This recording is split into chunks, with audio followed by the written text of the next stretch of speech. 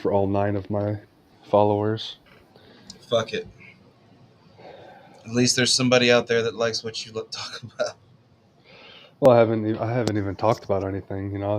They pity me. It was a pity follow, essentially. There was no content for them to even like. So, It's a pity follow. I love it. physicalism. Yeah, Yeah, are we started? yeah. Okay. All right, guys. Welcome to Thomas's Torture Time. I believe this is episode 6 of the series of the philosophy of science. Thanks for joining us. We love you. Um, so let's go ahead and dive right into it tonight because I know we don't have to have a lot of we've been doing this a long time, guys. So you should know that it's torture time. So let's start with explaining, since we've talked about all these things in science. We talked about the history and how Thomas Kuhn, all this stuff, right?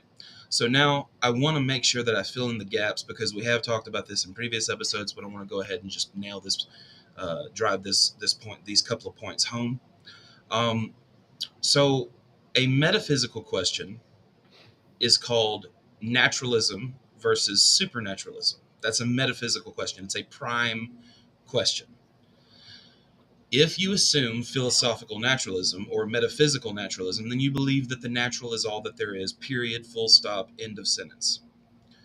If you are a methodological naturalist, um, you don't necessarily have to deny the supernatural, but you don't get to appeal to anything within your models or your science with things that may not exist or are beyond our testing or beyond our understanding of them. We can't appeal to those in our endeavors towards science. So there's lots of people who think many different things about methodological naturalism. Um, so according to Ronald Numbers, the term methodological naturalism was coined in 1983 by Paul de Vries, a Wheaton College philosopher. Uh, so there's two other Schaefersman and Strahler assert that it is illogical to try to decouple the two senses of naturalism. This is a quote from them. While science as a process only requires methodological naturalism, the practice or adoption of methodological naturalism entails a logical and moral belief in physical naturalism, of philosophical naturalism. So they are not logically decoupled, is what they argue. Um, so even a methodological naturalist is kind of halfway, half-ass going into thinking that philosophical naturalism might be the case. You know what I mean? That everything is natural and there is no supernatural. So that's what Schaefer and Strahler are presenting, is they're saying that they're not logically decoupled. You can't separate them. I don't know about that. What do you think, Perry? Separate supernatural and natural, No, no, no, no. metaphysical and. Separate methodological naturalism from philosophical naturalism, which is the statement that there is nothing else but natural. Mm, well, one that sounds like a pretty absolute position, which I probably wouldn't be too keen with. I like Yeah. the methodological one that you said, Yeah, where you start with philosophical naturalism, and then you examine that claim, and you say, well, that makes too big of a claim to say that there is only the natural, and we know this absolutely. well, we only use the Science require. natural, that's for sure, but you can't say that there is no metaphysical, even though you don't use the metaphysical, that doesn't exist, right? With methodological, but Methodological natural, that this is what Schaefersman and Strahler were bringing up. Methodological naturalism doesn't necessarily exclude anything. It right, you just can't use supernatural methods or paranormal methods or whatever to justify anything within science because we don't have access to it. We don't have a way to measure it. right. Um, so that's just saying that I guess a methodological naturalist is saying, yeah, I guess it's all natural, but until I'm given evidence to the contrary, basically. I mean, Right. even then, that evidence would immediately become natural, it seems like, so. Exactly. That's the paradox of the supernatural, is whatever we could measure would then become natural. So this point on the methodological naturalism and philosophical naturalism being logically connected, I understand what they mean. What they're saying is, when a methodological naturalist is doing science, they're assuming that it's physical, that they may philosophically say, well, we can't use things that we don't know, but they're probably actually secretly in their mind accepting metaphysical metaphysical naturalism or philosophical naturalism. That's such a funny. It seems like an oxymoronic term, metaphysical naturalism. Hmm. I don't know. It just seems like it's like saying physical, metaphysical, That's why most metaphysical. people I've heard it say is philosophical naturalism, which is like the ultimate claim that everything is natural. So I That's don't know if that's that met its is what verdict. I believe. I mean, I've said that exact statement before in my life, so I guess that's what I would be personally. Everything that Well, is natural. I would agree with you, but I would also like to say that I would like to behoove you to take up methodological naturalism because there are other things that we may not have variables for. They're not magic or anything, but I mean, something, I don't know, beyond our means to understand at Yeah, the moment. new science that we'll get in 1,000 years. That I get that, but just because we don't know it now doesn't make it Yes, metaphysical, in my opinion. I think agreed. it's still meta. I could see it metaphysically, like descriptively, capital R reality. That's still natural. We just can't perceive it, right? The same way Sure. bats, we can't see what bats I see. don't see a good argument for something that is not natural. I've never been presented with something that is not natural. Even the things that we create technologically are made of natural shit. So I don't know of what would not be. I don't know what is not natural. It would have to be. It'd have to be a form of dualism. Something like that. I mean, Like once we die, then our afterlife is not part of the yeah, physical it's like a the not yeah, natural. Yeah, right. that could be the other side of the coin. I don't That's the know. only alternative that I see. Yeah, it's possible. Well, anything's metaphysically possible, right? But That's what I think. So yeah, I think even so too. In contradictions. the way that we talk about like modes of being and like possible worlds and things like that. I Mode. think something can exist and not exist at the same time. I think just because us monkey brains can't perceive such a thing as happening doesn't mean that metaphysically it can't happen, Maybe somewhere A doesn't equal A. Maybe it equals B. I don't know. And if you But say all that I can to work with is logic. a naive realist and a naive scientist, they'll they'll fucking shit themselves and go crazy. They're like, "What? Something can't be and not be at the same time? Are you kidding me?" And then it's Hmm. like, but they'll yeah. Anyway, So you're just you're a tentative dialetheist like me. You think that the law of non-contradiction isn't absolute and it might be broken, but I haven't seen any evidence of any natural contradictions, of any correct, physical contradictions. correct, So until we have evidence for that, we wouldn't want to take on the claim. correct. Um, so once we have gotten to methodological, and I'll read a little bit more about methodological naturalism because it is important. So we understand the difference between philosophical naturalism and methodological naturalism now. Um, So I could read. I don't know if I want to read this guy's part.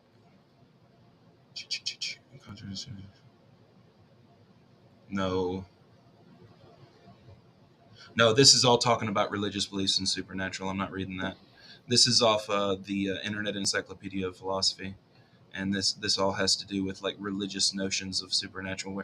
We're talking about science, so Well, that's we may get into religion later, but this is science. So no let's. that but that's what I was saying. That's the only alternative is some sort of dualism or theism that would make Yes. it so that would be logically, uh, you know, logical enough to talk about. But yeah, no, let's No, not I get mean, into that. I don't even know if it's logical to talk about something not natural or supernatural. I mean, like we Right. said, Yeah. anything that intervenes in this universe is going to be natural, as far as I can tell. Yep. But that's my only So charitable. now let's get an idea. What is this part? Okay, the position that the study of the function of nature is also the study of the origin of nature, and excuse me, the position that the study of the function of nature is also the study of the origin of nature within contrast with opponents who take the position that this is written terribly. What's it Okay. contrasted to? Yeah. Who take the position that functioning of the cosmos is unrelated to how it originated. Oh, okay. While they are open to supernatural fiat in its invention, that's just more of the supernatural. We're not covering that. Okay. Views on methodological naturalism. Let's see what Quine thought. Quine, W.V. Quine, W.V.O. Quine, which is it? I can't remember. Anyway, Quine, very popular scientist. Uh, describes naturalism as the position that there is no higher tribunal for truth than natural science itself. In his view, there is no better method than the scientific method for judging the claims of science, and there is neither any need nor any place for a first philosophy, such as abstract metaphysics, that could stand behind and justify science or the scientific method. So that's what Quine thought. Okay. Now, I kind of agree in a bit of way with Quine because he's more along the naturalized epistemology side, kind of like Karl Popper, where they say epistemology just needs to kind of move towards the scientific method. We don't actually need epistemology anymore. We can naturalize it and just move to the scientific method and leave epistemology in the past. So I have no problem with that. I actually think that that's probably a good idea because if your justifications are based in science, I don't see how you can go down the wrong path. Um, Good science, good, proper, skeptical science.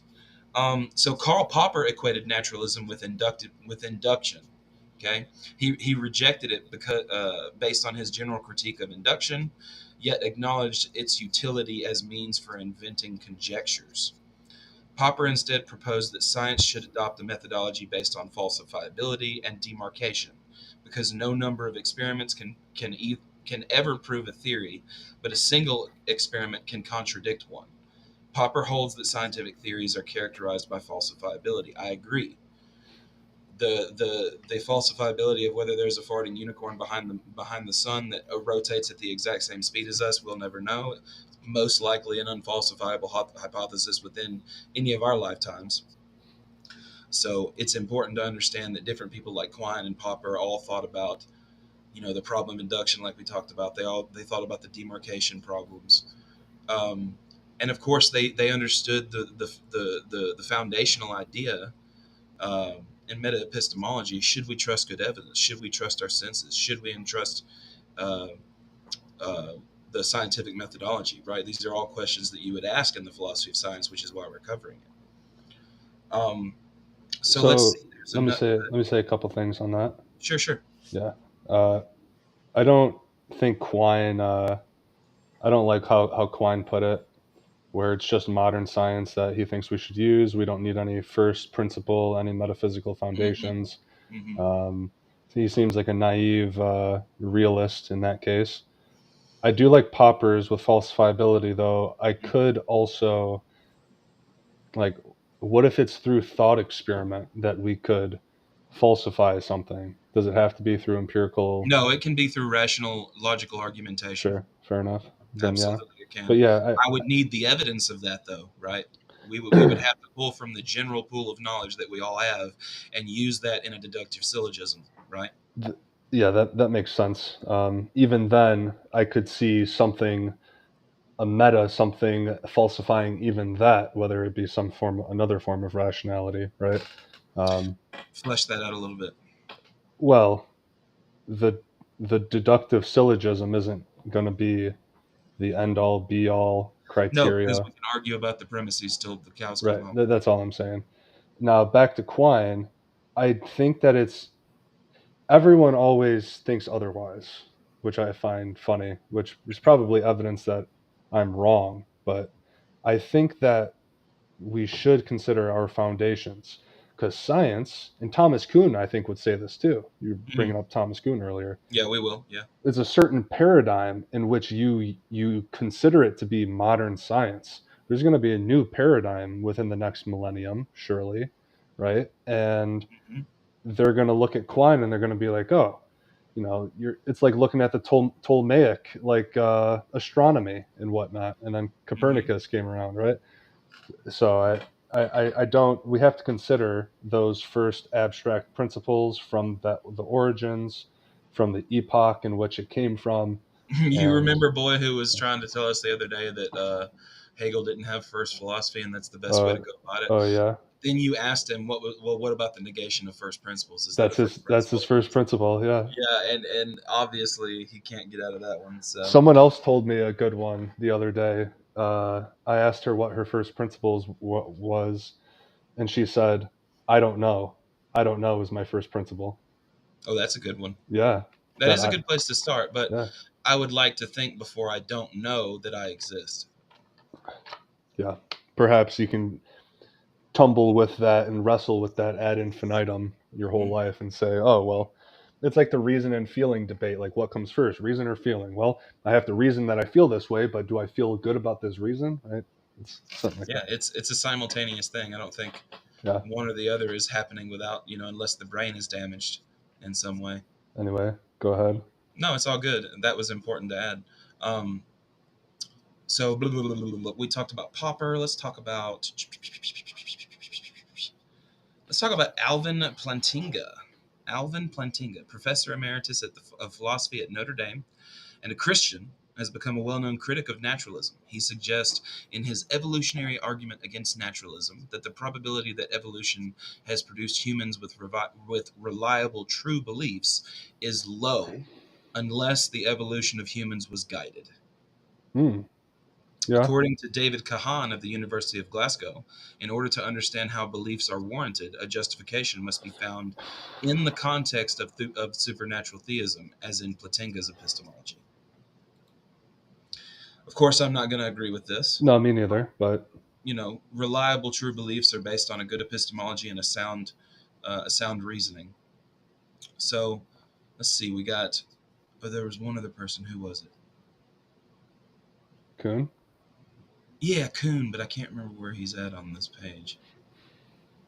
Anyway, I could go to my notes about Kuhn that we had from a couple of weeks ago, but it's not. Yeah, we It's not talked about important. We've him. already covered Kuhn and Yeah. his paradigms. That's not a huge thing to go over again. But we could talk about, like, in the philosophy of science.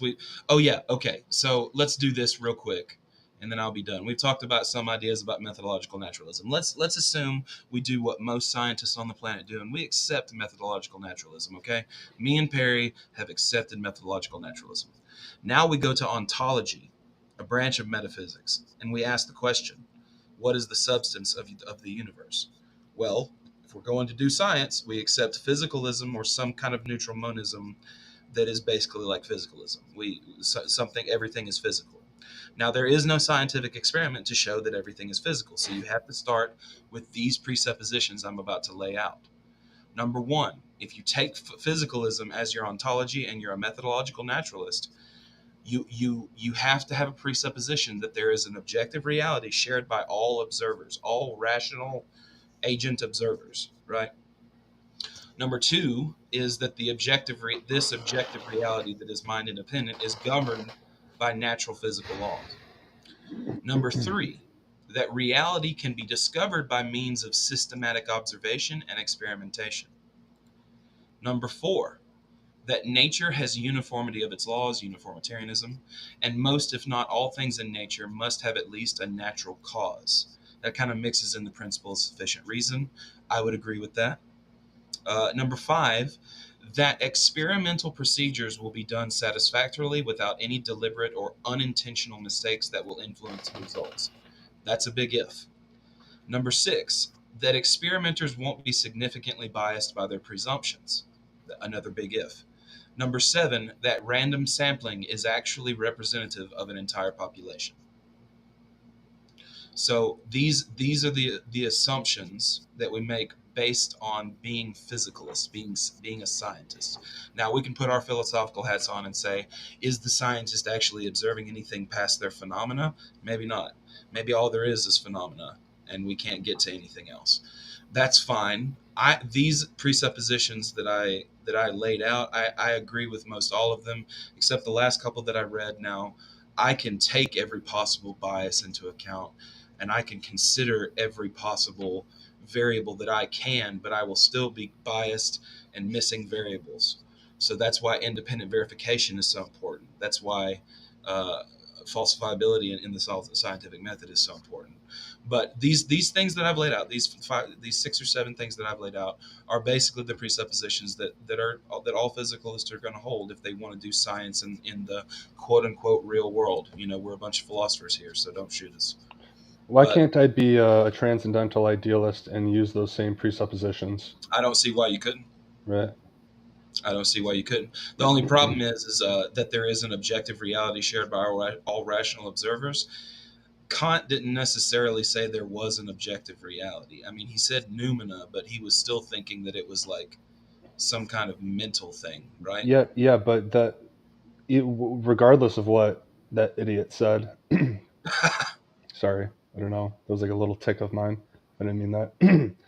Regardless, what if all of objective reality is immaterial, Mm-hmm. and or rather is, as Hegel put it, a Geist or is mind, right? Or Yeah. it could be a theist position. It could be Yeah.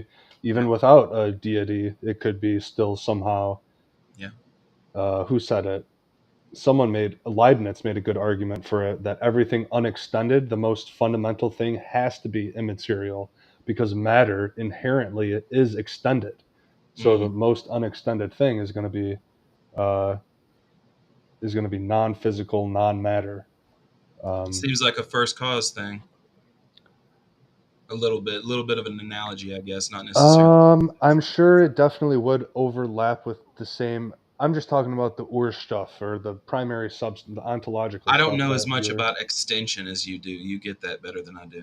I don't use that a Extension lot. is just you have two hydrogen atoms. Let's say an atom is the most fundamental thing that there is, the most irreducible thing, and you separate them, and now you have two hydrogen atoms that are not extended with each other. Those would be the most unextended thing, the most irreducible, the most fundamental. That's Oh, all. Yeah, and any so we're something extended. unextended is just like a point particle. Yes, exactly. Oh, That would so a be an monad, example. A monadology. monad. Yes, Yes. Okay. his monads were Right. immaterial. Yeah, we're Yep. talking about Leibniz, of course. Yep. Um, yeah, I mean, I don't know if there is an infinitely indivisible point particle. Anyway, I the point yeah, is that it could be objective reality may also be viewed in a non-physicalist that's correct. We were going to perspective. cover how Yeah. I'm going to cover how continental philosophy views it a little bit. Okay. But what would you disagree with on any of it? Just as the physicalist, I know that you tentatively are, Yes. like me. Which of these do you disagree with? I don't think I heard one that I necessarily disagreed with. Yeah, yeah. You want to say the last couple again? Which the last two?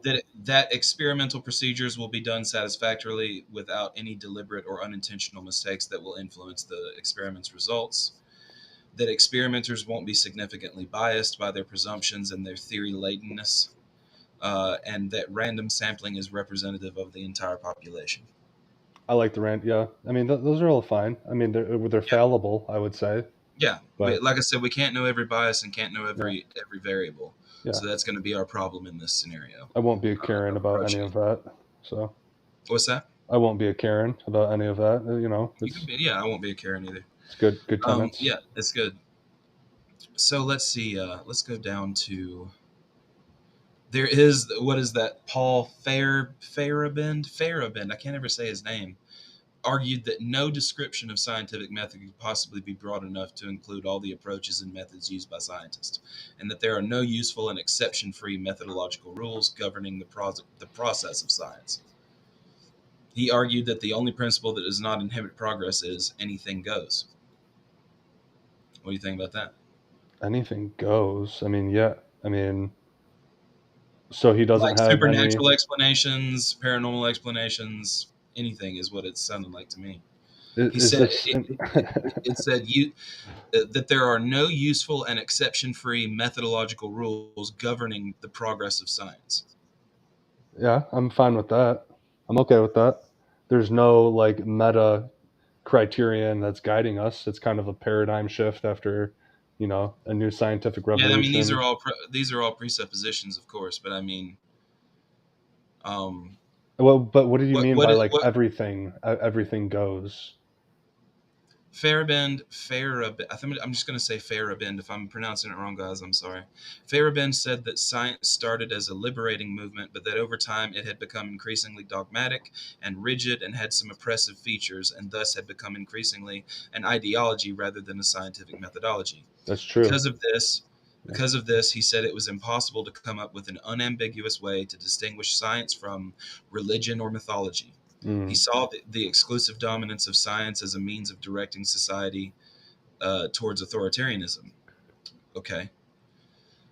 So, that's yeah. promulgation of this epistemological anarchism earned him the title of the worst enemy of science from his detractors. I was gonna say he must be a romantic then. Yeah, So can you give me the years that this guy lived and where he was from? 1924 to 1994. Where did he live? I don't know. Okay. Not sure on that one. I mean, he's not unjustified, I don't think, to play a role in critiquing science at that time. It was very Yeah, I mean, dogmatic. we should attack the dogmatic naive realist. I'm just Yeah. hoping that most scientists are more honest than that. I don't agree with him though that it's hard to distinguish religion with certain science, I guess, if it's that dogmatic and Religion absolute. I itself mean, has never given us technology, not by itself. Aided by science and aided by great minds, yeah. religion produced science because it was the only game in town, and then science started creating technology, right? The main tenet of religion being worshiping a god, I don't think science does that. So I wouldn't say that they can't be demarcated from and distinguished from each other. I mean, What's that now? religion with its main tenet being worshiping of a god, I don't think science worships a god, so I don't think that it'd be hard to distinguish between the two, as Farabin says. So No, I mean, he says science is increasingly dogmatic and rigid. And I do agree with that. There are a lot of naive realists out there. There are a lot of strict correspondence people who think they're actually seeing reality. This is, of course, yeah, probably not the case. You know what I mean? We yeah. know through evolution and other things in neuroscience that that's I probably not I the thought you case. said that he was calling it like a religion or something. And No, he said yeah, because it had become dogmatic and rigid, it had become more like an ideology, and it I was see. beginning to I be see. unambiguous in a way to distinguish it from religion and mythology. Right, and that's where I'll just say like unless there's a god being worshipped, I don't think that it's unambiguous. He is like an anti-scientific authoritarian. He's like a scientific anarchist. Yeah, yeah, yeah, I could see that. Yeah. So I mean, I do understand the idea of anything goes because I mean, if you're going to shut out explanations, then you're going to lose possible avenues to the truth. You shouldn't shut out anything. That's what a really good methodological naturalist is going to do. They're going to assume that we're in a physical universe, but they're not going to shut their mind off to like other explanations that may go over our heads or that may be supernatural or whatever. Um, I don't, I'm kind of with Farabend.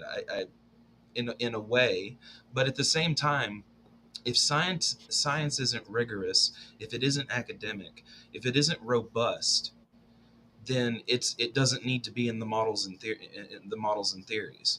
So you kind of have to be dogmatic a little bit to say, look, this theory we have works. We're working on it to get better, but this theory works. You kind of have to be dogmatic and rigid about that idea, or people can deny climate science. They can deny evolution. You see what I'm saying? Hmm. Yeah, yeah. It's why tentativity, being tentative, is always good. You could have Yes. confidence in something and use a theory, go along with it, while also understanding that it hopefully will be falsified in the future. I mean, you almost want to hope for that to happen, right? Who said this one? The wise man apportions his beliefs to the evidence. Hume. There you go. Evidence doesn't always mean sensory data. It can mean logical, rational argumentation. And Farabend makes a good point. A lot of science is dogmatic and rigid, and that's because the models work. Scientists see the models working, and they think that we have an accurate view of reality when we very much don't. If you know your philosophy, we're looking at. I'll say it again. We're broken record. We're looking at reality through a pinhole, and we're making models based on what we see through the pinhole. And what's through the pinhole may not actually be real reality either, because it's all taken in through our senses. So it's a lot to get through if you want to talk about all this.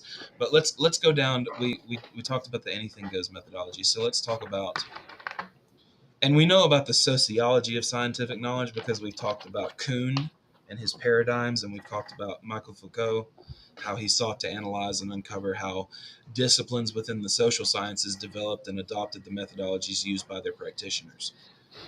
He wrote a thing called the archaeology of knowledge. He used his term called human sciences. So that's the sociology we don't even really need to cover too much of that. Let's see what continental philosophy thinks about it, because I read this section earlier today and I was like, this is interesting. Philosophers in the continental philosophical tradition are not traditionally categorized as philosophers of science. However, they have much to say about science, some of which has anticipated themes in the analytical tradition. For example, in the Genealogy of Morals by Nietzsche, advanced the thesis that the motive for the search for truth in science is a kind of ascetic ideal. And asceticism is basically the denouncement of joy. The denouncement of pleasure, living an even life. That's asceticism.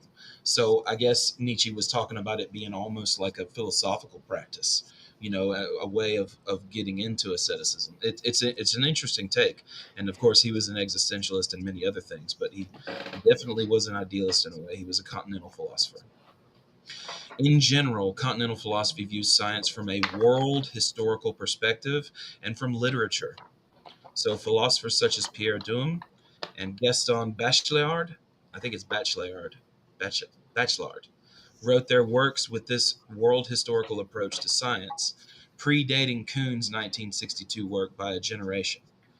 All these approaches involved a historical and sociological turn to science, a literary understanding of science with a priority on lived experience rather than a progress-based approach, as emphasized in the analytic tradition. Which, from the analytic tradition, guys, we get science. Um, Continental philosophy, as we know of right now, has not invented any technology for us, but it has enlightened many thinkers in the analytic tradition for thinking outside of the box. And there's a lot of ways that continental philosophy can enlighten you as a person. You can find great poetry in it. You can find amazing metaphor for your life circumstances and the way that you introspect in your own mind. I mean, Hegel. Um, who are the three German idealists? Hegel, uh, Hegel, Fichte, Fichte, Schelling. Schelling. Yeah. So you don't throw phenomenology and Husserl and all that kind of stuff in the garbage. Um, No, Husserl was right. We're a fly in the fly bottle. yeah, it's phenomenology all the way down. We can't get outside of that. And that's why he came up with phenomenology. At least he started that tradition anyway. But the largest effect on the continental tradition with respect to science came from Martin Heidegger's critique of the theoretical attitude in general, which of course indicates the scientific attitude, the theoretical attitude. For this reason, the continental tradition has remained much more skeptical of the importance of science in human life and also in philosophical inquiry. Nonetheless, there has been a number of important works, especially those of the Kuhnian precursor, Alexandre Kory. Another important development was that of Michael Foucault's analysis of historical and scientific thought in The Order of Things, 1966, and his study of power and corruption within the sciences. So that's interesting. Post-Heideggerian authors contributing to continental philosophy of science in the second half of the 20th century include such and so. Okay, they're just giving names now. So yeah, if you're a continental philosopher, you're not thinking in terms of science. You're thinking in terms of modernism, postmodernism, structuralism, post-structuralism, phenomenology, existentialism, uh, many different forms of idealism. You're thinking of the world as like a history and a literature and a story and Yes. and like a human consciousness to ascend to. That's Uh, so funny you just said that because I had that same exact thought that the yeah, history of philosophy is like a big story. It's like a yeah. big like anime or whatever. Like That's a what like continental philosophy believes. And I mean, like I said, continental philosophy is not going to give us a new iPhone, but it will make us rethink how we understand our skepticism, how we understand our epistemology, how we understand our first principles. Continental philosophy and especially postmodernism is going to question all that. They're skeptical of skepticism. So who would be the protagonist if all of history of philosophy were a story? Who would be the protagonist? I guess Aurelius. It's not a bad one, but not what I was thinking. Don Don, what do you think? You're the protagonist. I'm the That protagonist. that's Thomas is the that's the answer. protagonist. Yes. Well, I don't know about those latter two, but yes. Oh, Yeah, Perry. the protagonist. I was gonna say Hey, Plato. I was Sure. gonna say Plato is, and Socrates is like Plato's like Naruto, and then Socrates is like I feel as though Minato. Plato tried to live a virtuous life. Yeah, Well, whether he did or not, he wrote good stories on how to do it. he So did. Yeah, he did. yeah, Whether he did or not, yeah, that's the, and he was you know, he was and an aristocrat. we He had can't know that Marcus Aurelius actually lived the way that he wrote in his true. meditations, right? We weren't fucking there. He's a normal human. He probably got pissed off at shit. He had to have. There's just no way around that, even especially when he was a child. So you don't come out of the womb just being an ascetic stoic like As he immediately. said, It's achieved through daimonia. humans are social creatures. Either teach them or put up with them. That's right. That's one of the things he said. So, well, this is actually something for what was I going to read? I want to keep Yeah, hearing about this is a Continental. quick note. This is a quick note because we're pretty much done with the philosophy of science. I mean, we can get into like the very specifics, like the philosophy of medicine, the philosophy of astronomy, the philosophy of chemistry, the philosophy of mathematics. We can do all that, but we'll do that later. We just want to build a foundation here from the philosophy of science, which we've pretty much covered pretty well, and then we're going to go into science. We're going to talk about the actual sciences. Um, the only Nice. other thing I was going to come up with here, so Don Don can comment, is the philosophy of social accountability with science. It says a broad issue affecting the neutrality of science concerns the areas which science chooses to explore. That is, what part of the world and of humankind are studied by science. Philip Kitcher, in his Science, Truth, and Democracy, argues that scientific studies that attempt to show one segment of the population as being less intelligent, successful, or emotionally backward compared to others have a political feedback effect which further excludes such groups from access to science. Okay. It says, thus, such studies undermine the broad consensus required for good science by excluding certain people and so proving themselves in the end to be unscientific.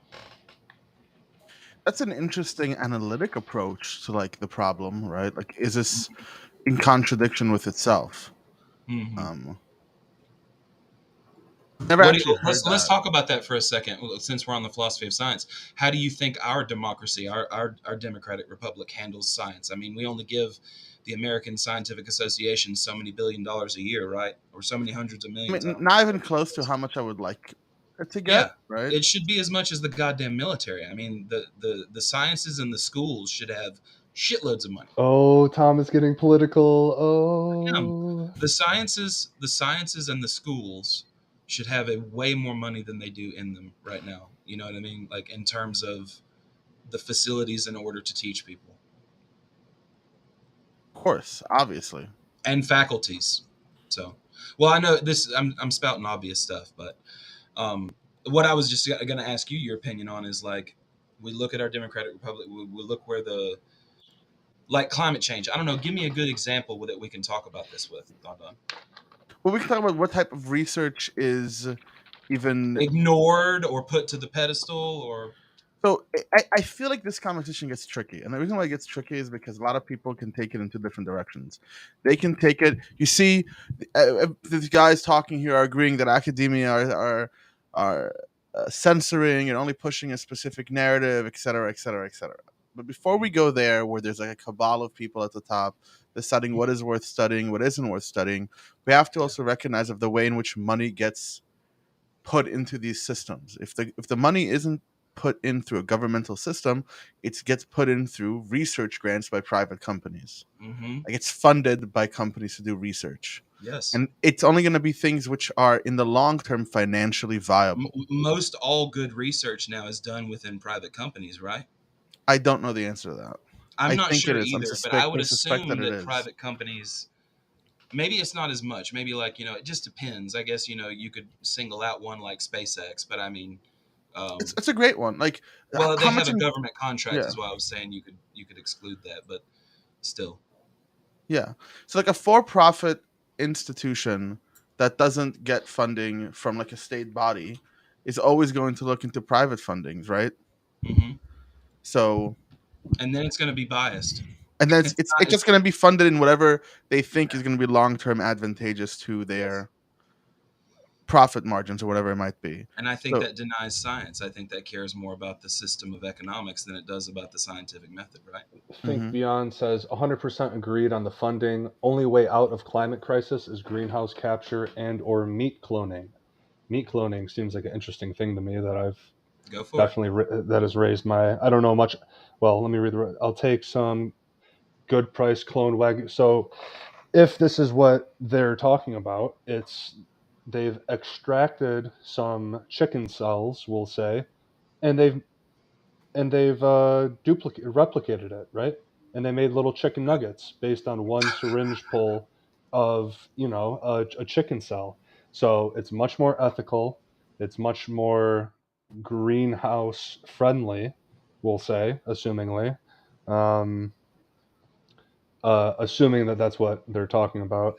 They also said before, so is religion an attempt at science without demonstrable evidence, and more so, the lack of need to demand evidence because faith, feelings, and beliefs fill the gaps as needed. That was a bit earlier, so it might not be. No, respond to it. That shit may have said. So is religion. So is religion an attempt at science without demonstrable? Is religion? Well, yeah. In the beginning, it was. Isn't that like the main? Isn't that one of the Everything striving started points? with the church because the church was way before fucking science. They had all the schools, they had all the hospitals. Everything was the church. I don't think religion necessarily led to science. I think that it was No, just no, no, part no. of Philosophy led to science. necessarily led to science. I would agree with that. Yes. Yeah, Um, philosophy up until the Renaissance, like when Leonardo da Vinci was doing his thing, was just considered. If you were doing math or if you were doing anything else, you were doing natural philosophy, natural philosophia. You know what I mean? But then it started to branch out and it started to show things that were in error with religions, and then it just started becoming its own thing and having all these other branches and exploding. You know, and it'll yep. probably do so again. That will probably happen again in the future. Yes. Yes. Echo Everything will chamber just get nod. so Yes. much more complex. Uh, but no, it's just interesting to think in terms of politics, like where the money is actually put to fund things that we should care about, like stem cell research, right? I mean, just to bring it back into. I really woke up. I Bring it missed Shabbat. wherever you want, big fella. I missed Shabbat dinner, so like my brain is Oh like half on. no. Yeah, I Oh, fell you asleep. you I fell did? asleep. Oh Yeah, I fell fuck! I'm asleep. sorry, bro. I mean, it's the only reason I'm here. But the point is, let's bring it back to continental philosophy, Sure. right?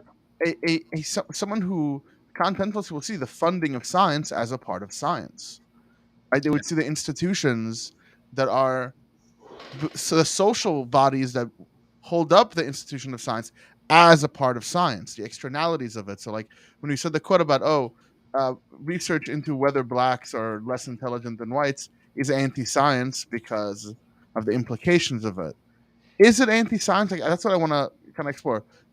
Because it seems to me that, let's say we do research into this, which I think there's no priors to believe that any research done into this has proven itself to be erroneous and unnecessary and has like no real utility, no real pragmatic utility, no real scientific utility. Just doesn't seem to hold up. But let's say it did hold up. Would that be anti-science? Is what No. I'm I don't asking. think biases negate the fact that you're doing science. If you follow the scientific methodology and you also use scientific skepticism, which is just another methodology added into the scientific method, Mhm. you're going to be closer to truth than you are to. You're going to be more Yes. likely towards truth.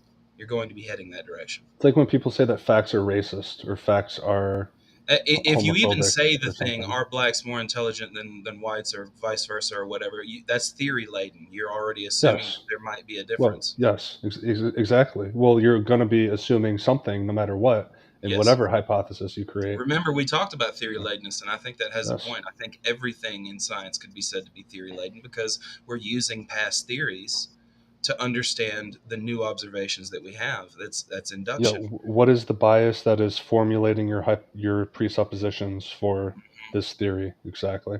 Yeah, and we can't get away from our biases, even as scientists, even as like perfect scientists. We cannot get away from biases. They're programmed, quote unquote, into us by nature, and Oh, allow Thomas believes in allow us to God. Thomas said we're programmed. He believes in God. We survive. were designed. Yeah. No, but So a lot of people will point to the bell curve, right? Yes. As Natural why we should. distribution. I mean, the bell curve is the book by what's his name. Oh, I forget what it's I called, don't, but they I said that don't they know. found like that across IQ, African Americans have less. Their IQ is lower. Yeah, I Right don't doubt it. They've been alienated for hundreds of years and not given the same opportunities that white people have been given. So hmm I don't fucking doubt it. yeah. That is Who that did there? that to them?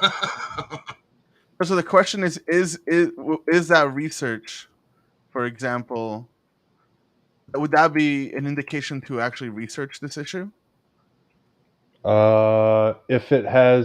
If we see that it has implications on the negative well-being of black people, then yeah, then I say that it's worth Yeah, if it's just researching. a And then frivolous experiment just to know if that's true or not, if yeah, that doesn't yeah. help anybody, then why even waste the If science? it's just to confirm your racist like Yeah, tenets, then no, you it's know. Yeah, but what not. if But you cite the bell curve where they found that people who are black have lower IQ and they want to figure out why? Would that be anti-scientific? I think it will be, but I don't know. I think the reason for me would be that there's well, no biological priors to show such a thing. Yeah, if that's the end, if that's not a means to another end, if that's the end, just to know because they're just curious, then yeah, maybe that's anti-scientific. But if they're doing it for like actual pragmatic health Well-being. implications, well-being, right, teaching, inequity, like some of the things, give taxes more so to these impoverished areas for education, for example. Yeah, no, I don't think that that would be anti-scientific at all. I think that that would be the epitome of science. Okay. Yeah, but if on its own, yeah, probably, maybe not. But there are racists out there. Don't get me wrong. I mean, There definitely are. Oh yeah, I mean it's not even a Uh, question. Some of my yeah, own we family live members. around them. Me and Perry are just yeah, like I mean, even my own family members. What do you mean? Jews are extremely racist. him. Oh, so why do people hate Jews so much? I've never understood that. They control all banking. I don't know. Yeah, fucking right. Give me some evidence. Anyway, oh, they're hiding it from you. It's a big cabal. Of course, of course, of Yeah, of course. course. So that's another thing that comes up a lot, Don, and I think you can talk about this is the reliability of scientific journals when people say, what we just said, basically. Yeah, I mean we can look at the grievance hoax, the grievance studies done by Bogosian and James Lindsay, who published fake papers to put Yeah, into those the were the guys on Joe Rogan, right? Yeah, they were. Joe Rogan. This was the guy who wrote a guide for creating atheists. Anthony Manabasco has used his guide to do street epistemology for years on YouTube. It's almost like it carries the same tradition of proselytization of like Christians going out and engaging in conversations to bring people closer to Christianity, but with an atheistic twist where the goal is to make them become atheists in a way. Hmm. oops, I did not want to show that. I wanted to show this.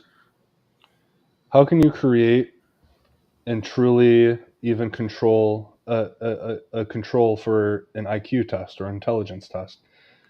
Shouldn't Wouldn't you have to have 100% the same upbringing, resources, all of the same variables, etc.? I Yes. mean, that would be for Professional one type. IQ Yeah. tests are all require so many different. Like it depends on your mood that day. It depends on all kinds of things. But professional IQ tests are, from what I studied the other day when me and Scott talked about it, I found a good page. Our IQ test reliable? It's on Big Think, and I think I saw that a little bit. yeah, I'm subscribed to that YouTube channel. yeah. Go look that up. Well, I think that what we have to see is that recognize that you're not going to be able to run an experiment like that. That's never going to happen. You're not going to get an experiment where you can control that at 100%.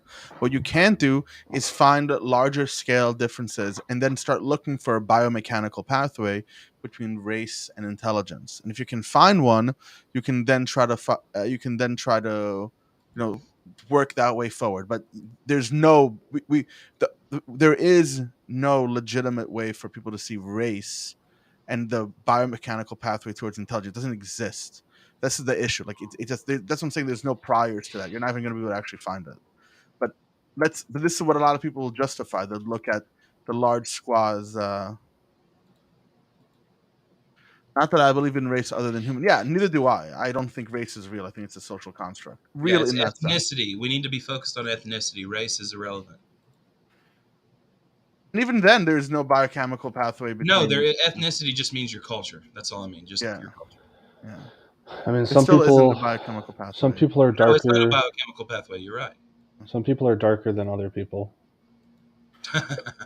Even ethnicity-wise, like, there's a bunch of glaring issues with that problem. Because how do we go from ethnicity to IQ, right? I mean, I don't treat the way I treat people is people are just people. So I'm not really worried about how we delineate all of this. Couldn't we look at DNA results, Don, and then compare it to certain test scores and then start categorizing from there? We can.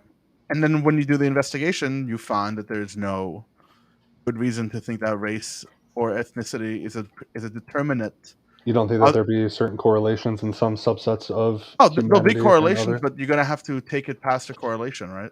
Well, is that possible to do? I think it is possible to do. Oh, okay. I just think it can't.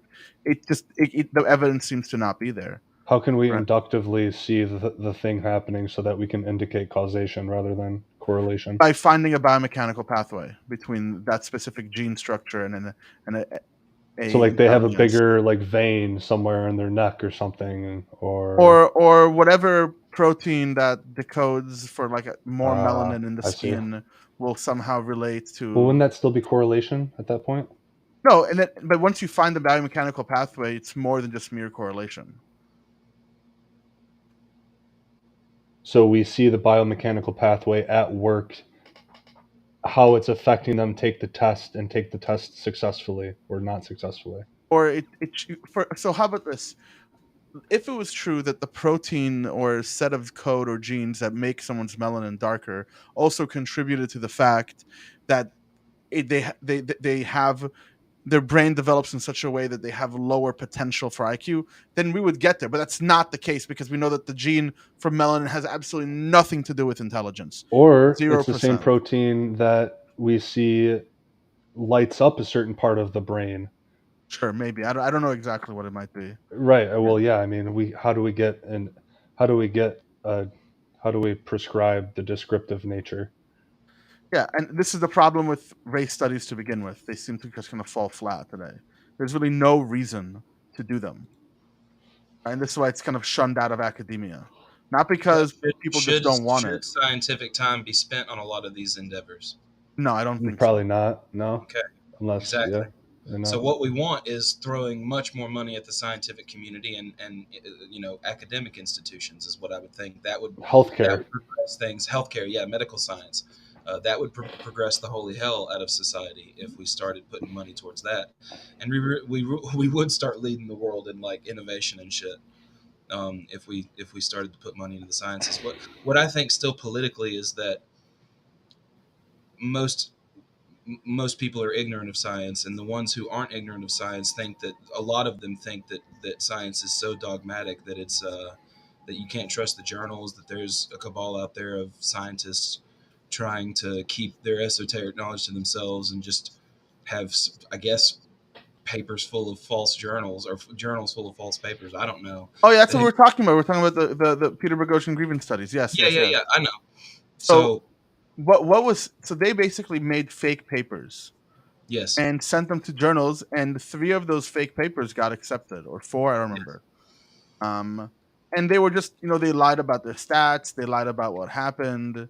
They had some crazy conclusions where they just were trying to use like woke liberal language to try to prove some sort of leftist stint in the academia. But what was interesting is that when you on deeper exploration, what you end up finding that the scientific journals did exactly what they were supposed to do: not reject the paper based on a rejection of its conclusions or a non-agreement with its conclusions. They didn't reject the papers because the papers had what would have been an unbelievable amount of observational studies, right? 10,000 hours of watching owners break up fights or humping between dogs at the park. 10,000 hours of that observation is serious data that can be used in other papers. Wait, you said 10,000 hours of observing dogs humping each other? Is that what you said? Yes, correct. That's funny. I 10,000 absolutely. hours is what they say it takes to master a topic or a subject or a trade. It's interesting. I mean, That the cool paper phrase. argued that they broke up. They let male dogs hump more than they let female dogs, and that's like subverted like white male patriarchy or Yeah. whatever it was, which is So ridiculous. so the idea here is that we so the idea here is that there can be junk scientific papers. That's why we have to understand how to read scientific literature and understand the scientific methodology for ourselves so that we can get involved in the independent verification and the falsification and the peer review of all this stuff so that we can actually that's why I want science so much more in everything. You know what I mean? Because I think so many problems will be solved. I won't go too much more on the politics part. I just wanted to entertain Don Don for a second and ask him what he thought about the general I mean, like, we can even talk about how uneducated our government is on science, I like mean, with the other day, I was watching C-SPAN, yeah and a representative asked the secretary of the secretary of transportation, um, why it is that what percentage of CO2 gas are we trying to change in the atmosphere? And he's like, "What? What are you asking me about climate change?" And they responded with specifically something along the lines of, "I don't know what your question is." And he goes, "Well, the climate's always changing. It's autumn now." He's like, "What? The climate's always changing. It's autumn." He's like, "That's the seasons. That's not climate." Right? They just don't even understand at all anything of what's that's the happening. seasons.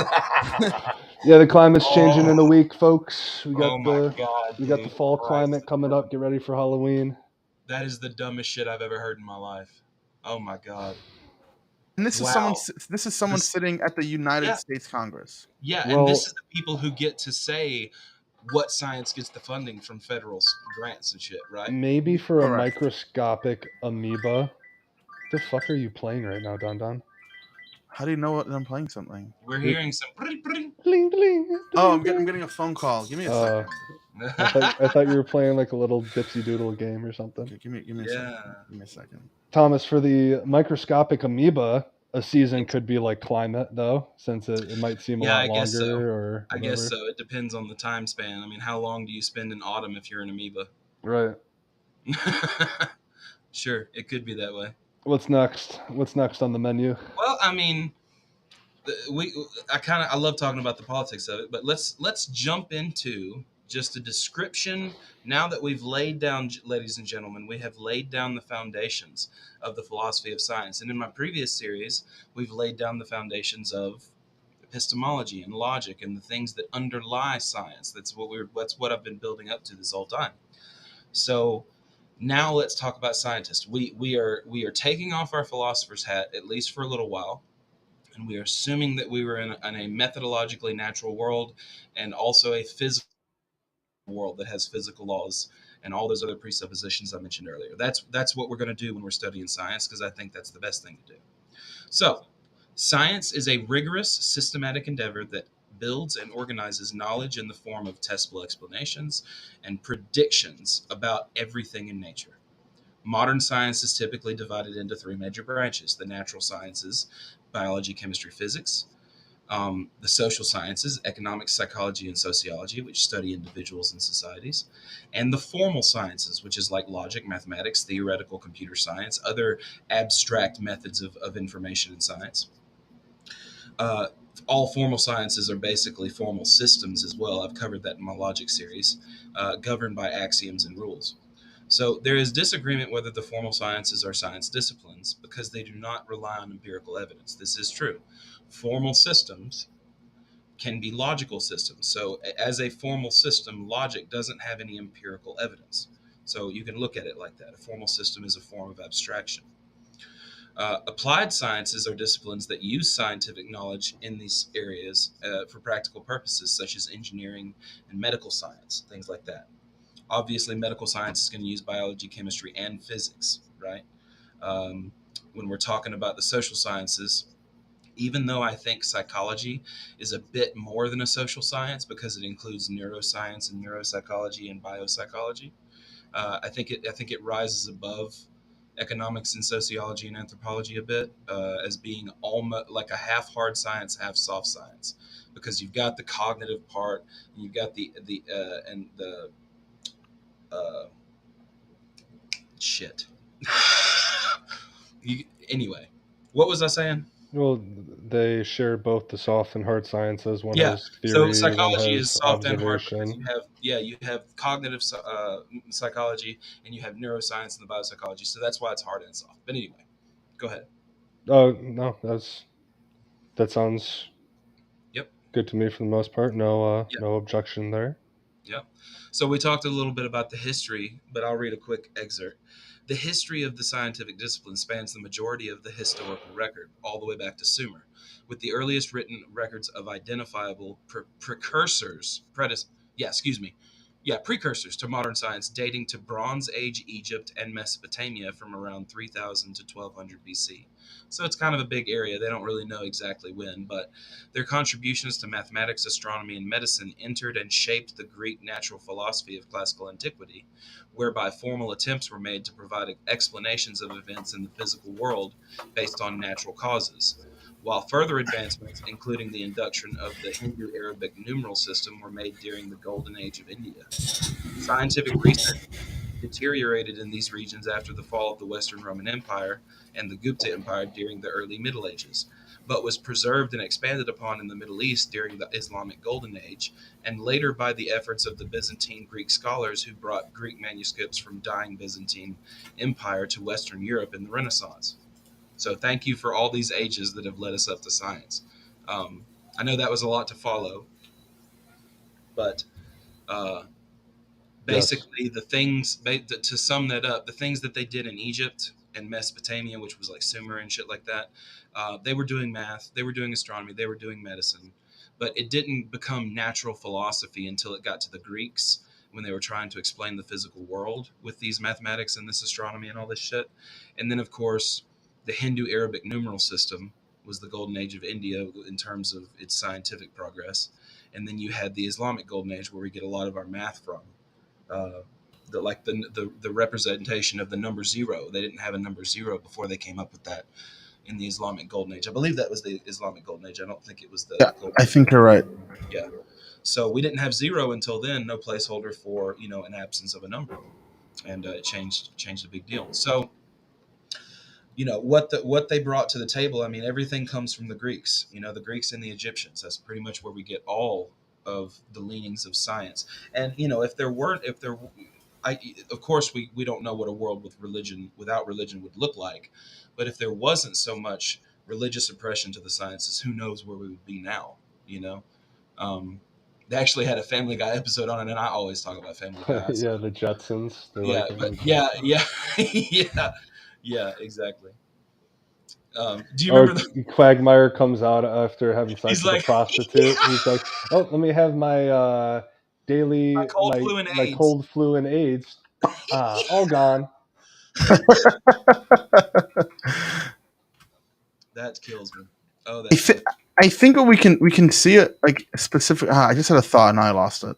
Okay. Never mind. Come back to us, dun dun. Um, Do, do, I do, was do. while you were talking Islamic Golden Age, Yep. numbers, this Math, science. zero. Greek scientific method. Religion not being able to perpetuate us towards science and Yeah. hindering us. Everything was under the thumb of the church until natural philosophy spread in the sciences. What else? What else we got? Quagmire. Oh yeah, it's super important to recognize that which is the society aims for is that which science even deals with, right? Like there are some things society just doesn't even find valuable, so science doesn't even deal in that domain. Like when Yeah. society didn't find mental health valuable, it just didn't deal with it. When Yeah. society doesn't find, let's say, I don't know, specific thing, it just Art, won't be the researched. things that Well, So like, that's not agitate the science. human soul, like Yeah. all of the aesthetic things that don't, the people who try to cut reality into little pieces of analytical, language and whatnot. Some people are against that in some subsets, and so they won't use science in that way. And it'll be, science is like a pseudo thing when it comes to the humanities, to humanism. So uh, so some people might not even, based on their telos, as you said, and a paradigm may be needed in order to find that telos. Sometimes, and that's kind of what Kuhn was saying. Like there is no paradigm to. Oh, we lost Thomas. There's no Touche. there's no paradigm to know what's the proper paradigm, right? It's just one thing relative to another thing, and Hmm. you can compare the two and see which one's more functional. Let me invite him back. What are we at? We're at an hour, so let me just invite him back, and we'll probably wrap it up here pretty soon.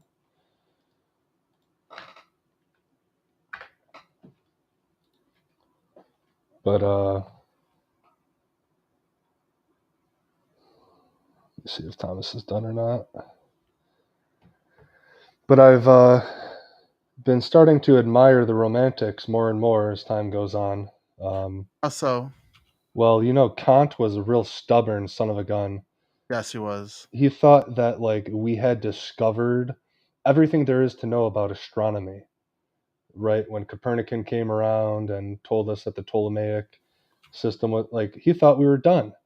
And Haman wanted to grab him and strangle him, right? Because it's like, come on, man, how naive can you be? So Kant is one of these naive analytical autists that I speak of. Um, I mean, Kant was also extremely racist, so we can't forget about that. I think he was just. What do you think? What's your unadulterated opinion about Immanuel Kant and his bizarre science takes? I think he was 70% ego, 30% rationality, and that he would have been better. It would have been better off for humanity to not write so much on. I don't know. I mean, his political stuff. I like some of. I like a lot of his stuff. Don't get me wrong. Uh, I often have the critique that Nivek does, and I critique how people discuss and argue. I think that he was a bad philosopher in that sense. He was more of a sophist. I like his political theory, though, you know, and his moral theory, which are the same thing. Interesting. I actually Yeah, find those to be the least interesting things about him.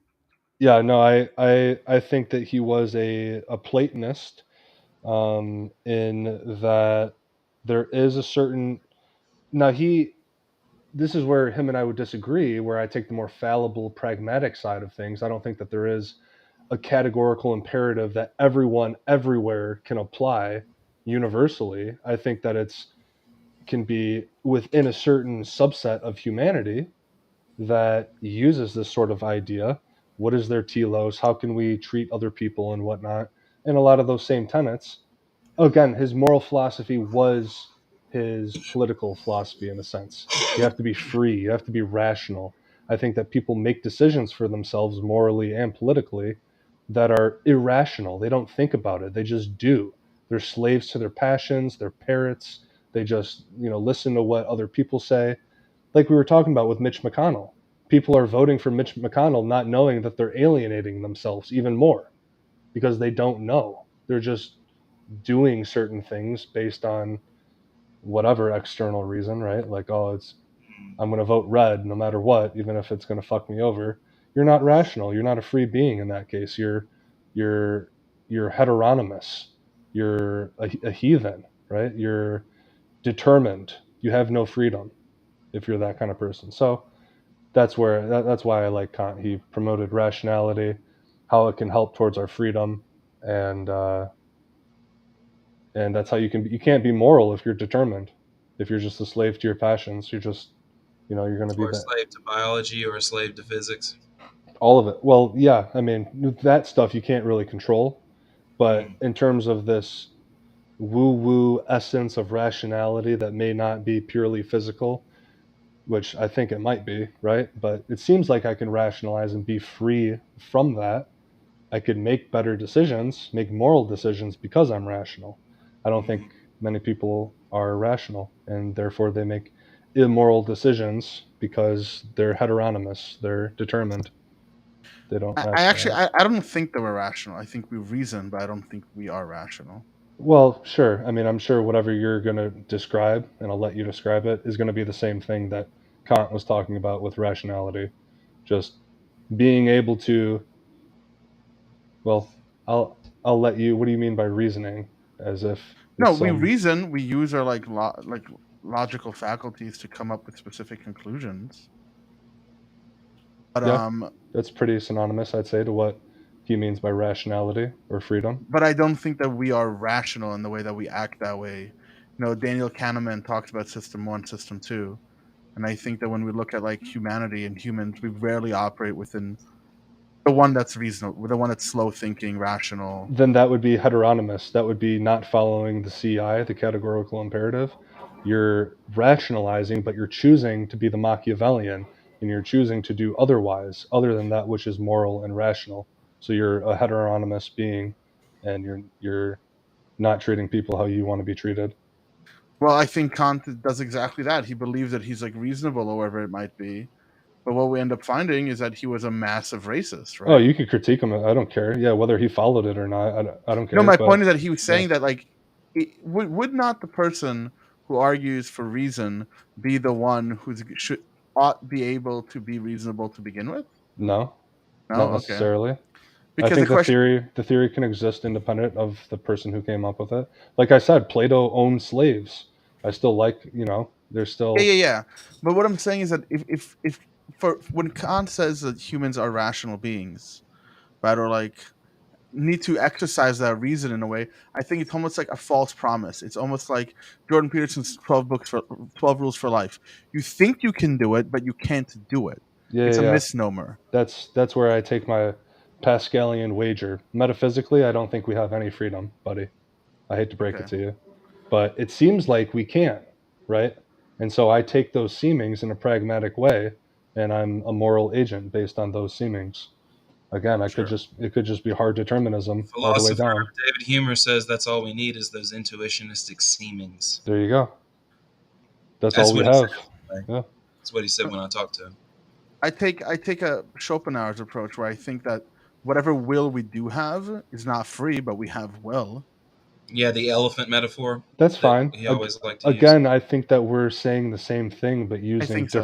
different words, which may muddy the waters. But yeah, I agree. I think that we're the horse, we're the rider on the horse, and we think we're controlling the horse, but the horse is going wherever the fuck it wants to go, right? Wherever But we do it. have some control over the horse. We do have a will. It's not Mm, unlimited. It's just not free like that. It's free only in the sense it doesn't cost me anything to try and exercise it. in that case, you and the horse would not be two different entities. You guys would be the same entity, We both are. being Yeah, both being externally operated on by other forces outside of yourself. correct. So that's Yeah. fine. Hmm. In which No, case keep it's still hard determinism, and metaphysically we don't. There is no Metaphysically, agency. hard determinism is extremely difficult to argue against because we understand that the laws of physics are uniformitarian. And so, if that's the case, then it's causal determinism all the way down to the Big Bang. Every law of physics that happened this way because the law of physics before it happened that way, and everything from your parents having sex to all of your neurons firing was all set out at the first of the Big Bang. That's a metaphysical question. Yep. Now, I think me and Don Don are what we call indeterminists or soft determinists. Yeah. So I am a soft indeterminist, basically. I mean, I don't know what will is, but I see it as obviously compatible with determinism because it's like intuition that I have free will, and it's also science and intuition that I think it's Right. determinist. Okay. So It's it's the like same thing that we were talking about. It's the seeming. It seems like it's yeah, indeterminate, but yeah. I mean, we don't know the future is why it seems indeterminate to us. we could We can predict the make future as predictions. fallible beings, and I think the fact that we know that we're fallible and the fact Yeah. that we can predict it is good evidence that it is determined. Yes. But then again, we also affect our own notions of the future and therefore affect the determination of that same future. But we were affected. Something else affected us in order Yeah, to which is have that idea. exactly, which is means that it's not unlimited. It's not Yeah. like it's we have zero Delete control free over it. from the equation. Yeah. Just don't even worry about the word free. Just think of will and think of determinism Well, as being I like not control. separable from will. Like they're both. I'm sorry. What about control and agency? We won't use free, but what about control and We have I don't agency? some. think We there have is such some. thing. I don't think there is such a thing as control. because that would be kind of like an absolute in my mind, at least linguistically. I don't think we have control over our thoughts or control over our beliefs or control over other people. Or even if you're driving an automobile, the metaphysical idea of control is like, am I actually controlling this car by turning this wheel? Well, not necessarily, because that wheel is connected to all these other things that could fail and that aren't absolute. So you're not really controlling your car. You know what I mean? Like there can be all these arguments made. So, But Don, then what's an example of an indeterminate action in reality? An action that is indeterminate, I mean that we don't know Well, what you it is. said you're an that's not what indeterminism means. No, it's not. we're soft determinists, and indeterminist is somebody. So the argument is between determinism and indeterminism. Indeterminism is basically randomness. Right. Chaos, Yeah. randomness, Basically, no yes, order. So what's an yes. example of that? I don't know, a solar flare just destroying like half your crop field and giving your children cancer. That wasn't determined? I mean, it's just in the sense that it's random. I don't know how. Okay, again, so in the sense that it seems random. Yeah, I'm not. The argument isn't that there isn't a causal chain of events throughout physics in the world. Okay. All right. Well, It's not- okay. it's- I it's just not- want to make sure, because that is the whole basis of philosophy, the difference between appearances and reality, right? Yeah, but I think what let's say I get affected upon, and now I'm behaving, I'm reacting, but my brain and my body can also affect itself like a what's the name of it? Like a Nonlinear causality. like a thermometer, for example. A thermometer becomes the thing that affects its environment and that which determines it, right? So like I have a thermometer and I install it, a cybernetic, whatever it's called. I think it's cybernetics, and it gets an input. The input is when it's below 70 degrees, it sends a signal that heats up the thermos. Not the thermos, the boiler, AC, the furnace. boiler, whatever it is. It Yeah. heats up the water that pumps through your house and heats up your whole Right. house. And then it does that, so the temperature goes up, so it stops. Now the thermometer becomes the thing that feedback loops back into its own self, and in a way has a type of effect upon its that which determines it to begin with. And I think Yeah, it's like nonlinear causality. Yeah. Just like the video we watched. Yeah. Exactly. So it's the same thing. Yeah, but It's the same thing. nonlinear. Yeah. Yeah, it's the same thing with you, me, Thomas, and society at large. Things happen. Now all of a sudden we became these like weak feedback loops where we start affecting our own behavior, our own determinism. And I get all of that. Yeah. But that doesn't equal indeterminism, I don't think, in any linguistic manner, if there's any semantic value that we have in our language. Well, if it's indeterminism, we don't have any choice because it's all random. So we might as well throw indeterminism out the window. If you're going to argue for any type of choice, it's going to be in soft determinism or libertarian free will or something like that. Again, everyone who I've argued with soft determinism over, it sounds like it's just hard determinism with a few extra steps that you're it really is soft determinism is synonymous with compatibilism. It just means having your cake and eating it too. Right. Free will is not incompatible with because with they define free will as something where under it is being determined, where that will is being determined. Mm-hmm. Yeah. I don't disagree. I mean, yeah, but so what's the point of saying any of the why are we? Because we do have a will in a way. We do have a will to determine ourselves. It seems in some ways we do. It seems like we have. No. I think in the same way that a thermometer in some way wills itself and determines itself. But in that same mechanistic way. But it doesn't will itself. It is willed by something else. But what is the something else that wills it once it's in a cybernetic like relationship with itself? What's the first domino? I don't know. Whatever the heat, whatever temperature is at the moment. But all of a sudden now the temperature is controlled by it. No, that's like step 3 or 4 within the process. But the first step, where the thermometer is first in contact with the heat, that is the first starting point. That is the first determined starting point. Sure. So where do you gain control of the ship, so to speak? By affecting the starting point.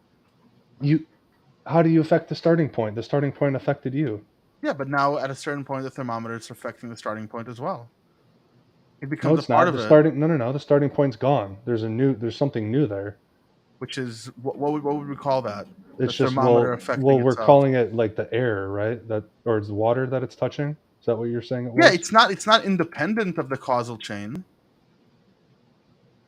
It's a Right. part of the causal chain, It's is part what of you're the saying. exactly. It's part of the determined causal chain. At every point, it's going to be determined. No, but doesn't determined mean that they have no part in it? Determined means it was there was a prior cause.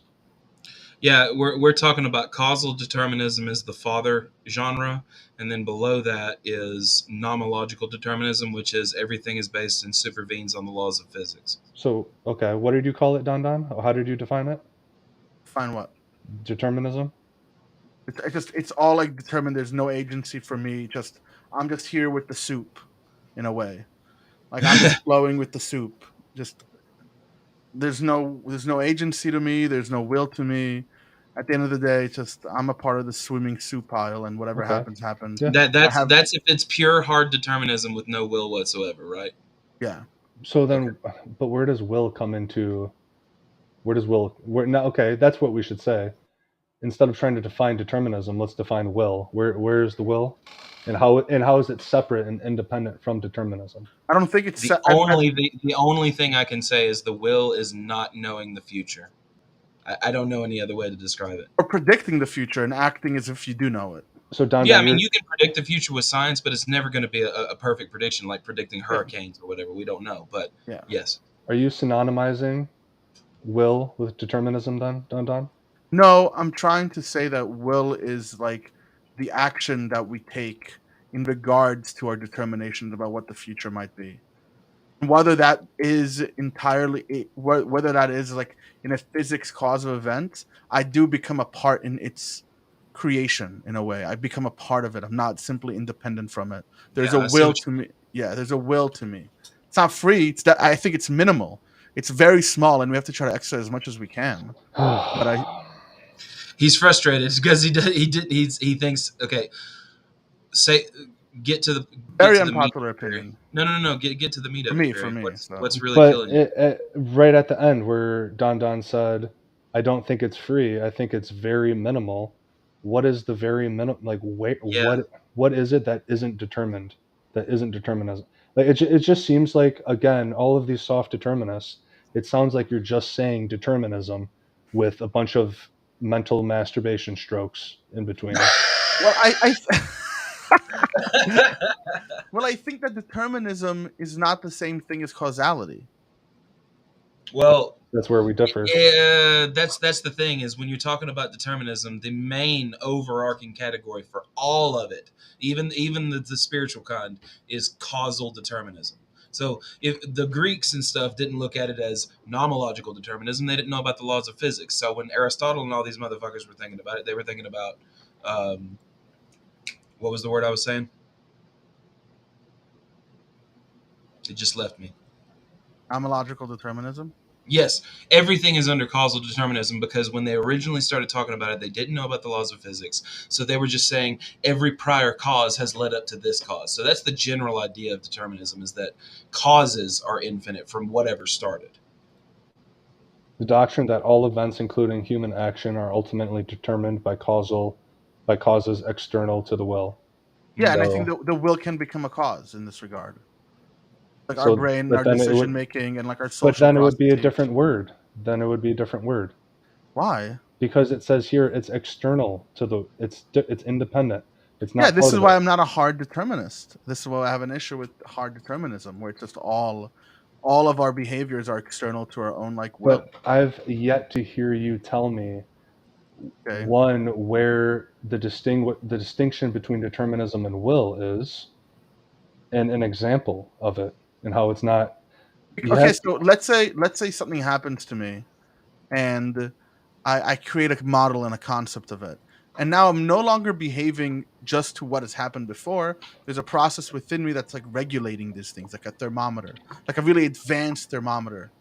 And in the way it sure. constructs its own reality and behaves according to that, there's nothing determined about my biology or Yes. about Oh, yes. Your DNA, your experiences, your memory, your neurons, your all of those things, the feedback loop, there is a feedback loop, like you said, I agree. It's not causal, it's associative. It becomes associative at a certain point. No, it's caused by some external stimuli. It hits your whatever inside your brain. Your DNA is coded in such a way where once that neuron synapse fires in such a certain way, X is going to happen. It's not like X or Y or Z is going to happen, and you sit there as a meta individual inside your brain to decide which avenue that neuron is going to go. No, it just happens. Because it's Because not. it's I don't have determined. control over everything. You don't have control over anything. I disagree that we don't That's have going control on over in your anything. brain. I don't agree that we don't have the control over How anything. can you control which neurons are going to fire based on the external stimuli that is given to you? I can avoid specific stimuli. I And can. that avoiding is determined. You I don't. I fight or think flight, whichever one you choose is going to no, be determined. because I'm learning from it, so I have concepts and constructs of the thing. Yeah, your learning is determined as well. I think learning is a really determined Sure, but process. at what point does my learning is not just a rock being thrown down the road, and I'm beginning to be a part of that rock. Like I start affecting myself as opposed to something just external to what I am. Because I think that I'm not just like my thinking agency. I'm also my body. I'm also my mind. And at a certain point, I begin to affect myself. And will is not just a cognitive exercise; it's a part of me. My being wills more than just simply my mind. This is why I have no idea what the cogito is, because you affecting yourself is an incoherent statement to me. I think you are a bunch of particles combined into one thing, and all of those have their own causal, what did you call it, nonlinear causation thing going on. Yes, Yet nonlinear there's still causation. going to be a determined cause prior to all of those movements inside of you, right? There is no point where you gain control of the steering wheel.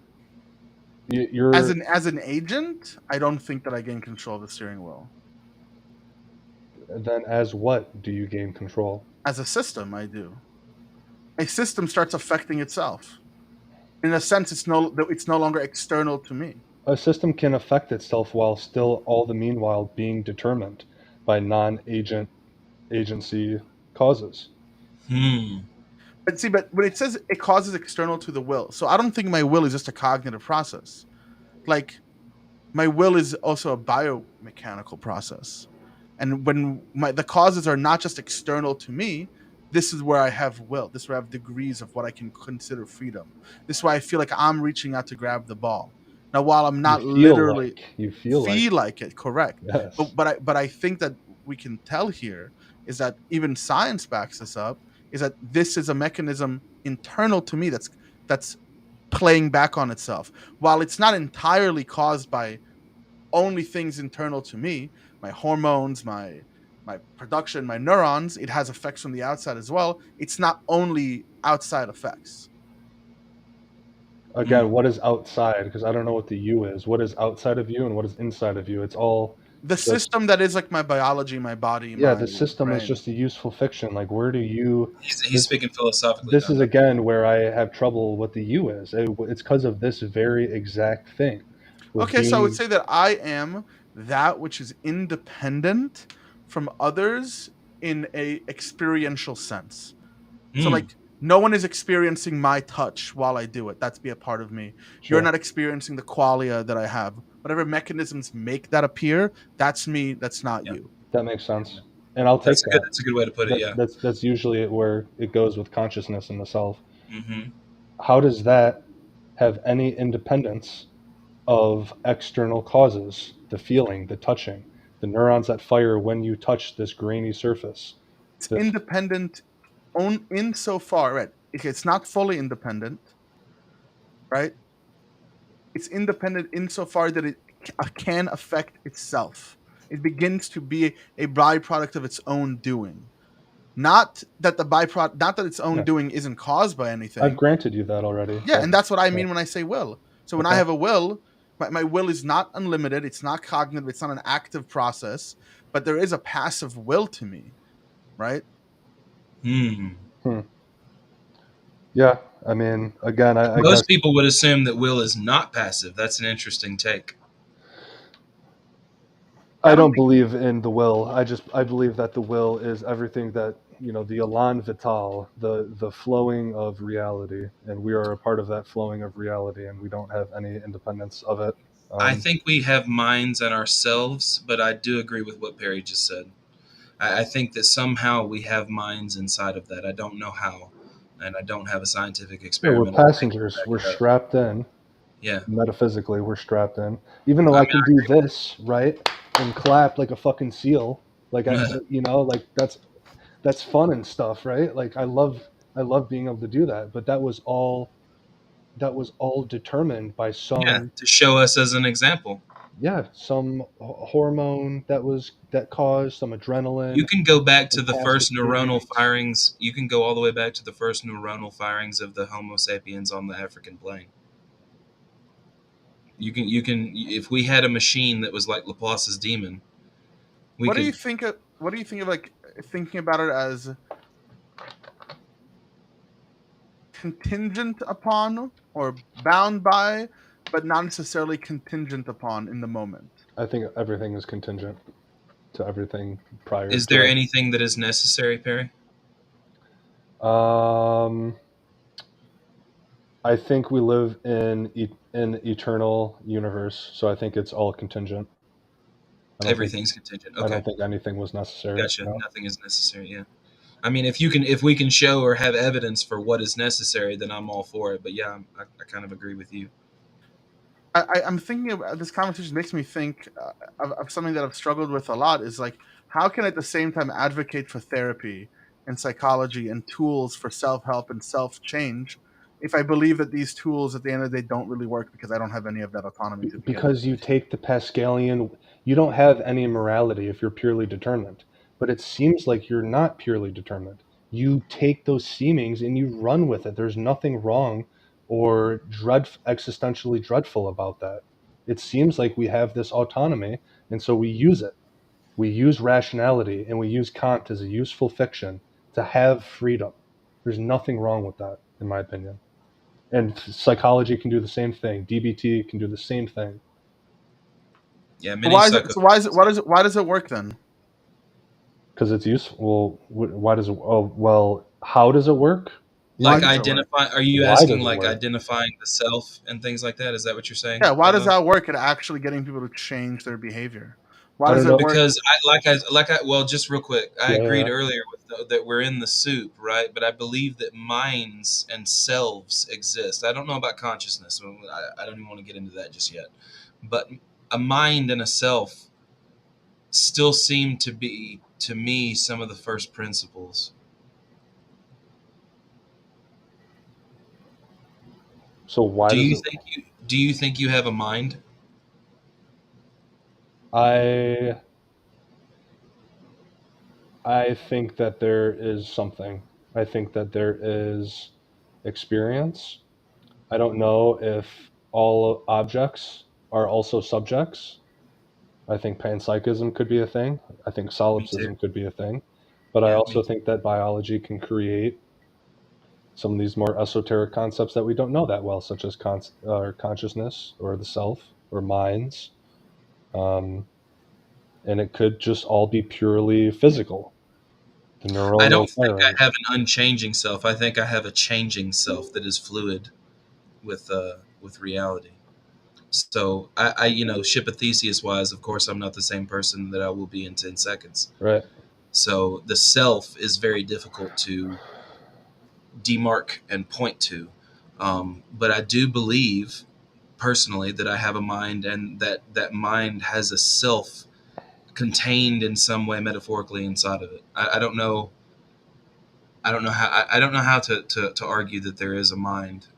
It could be the same thing, and I'm gonna try. I'm probably gonna answer the same thing with Don Don's question. That is just it's seemings. Like it seems like there's something. A mind is what we call it, and that's the word. That's our private language that we use for it. Yeah. What Bewusstsein as it is in German. So Don, your question, why does it work? Why does DBT work? Why do we have the ability to overstep what seems to be a determined circumstance? because God made us. I mean, what do you mean why? You mean how? How? Yeah. Like Yeah. how do you account for that?